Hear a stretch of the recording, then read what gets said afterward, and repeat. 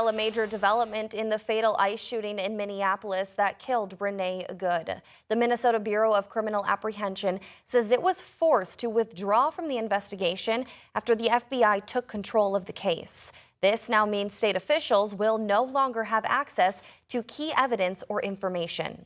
State leaders are now warning of the precedent this sets, since federal officials have defended ICE's actions while Minnesota officials dispute their claims.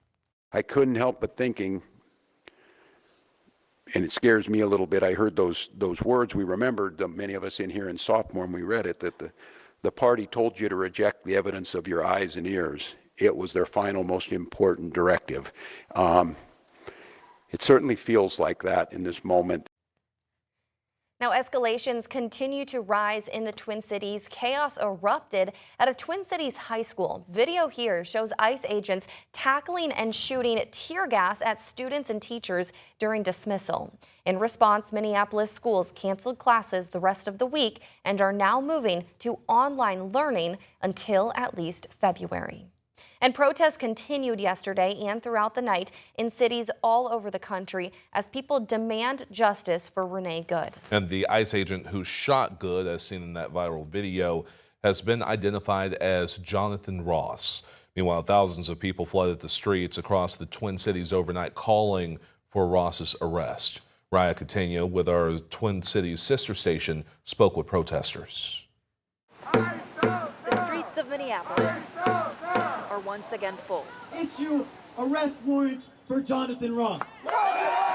From Lake Street to Portland Avenue. We all stand with each other, especially in Minneapolis. As the demand for justice in Renee Good's death grows even louder. The people who did that, who killed her, need to take accountability.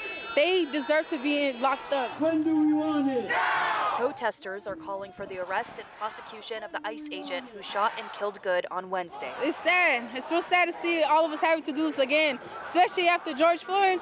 We shouldn't have to keep on doing this. Through the chants and drums, and people on these streets say they will not back down as they stand in solidarity with immigrants in Minnesota. Now is a time more than ever that we need to continue monitoring, continue checking, and continue looking after our neighbors. And they say they will be out here as long as it takes. As long as we have to. As long as we have to.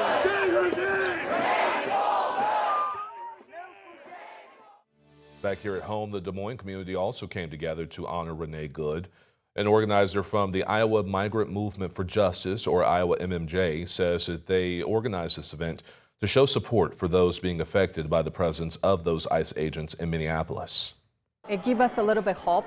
It gives us the opportunity to grieve and to show support.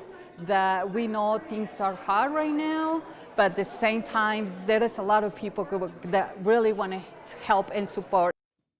Last night's event also included training from Iowa MMJ on the basics of observing ICE activity. Meanwhile, another immigrant advocacy group here in Iowa says it's also expanding its community defense trainings and observer simulations after what happened in Minneapolis. Escucha Mi Voz says the trainings are intended to prepare people to safely intervene, document ICE actions, and go with community members when ICE is present.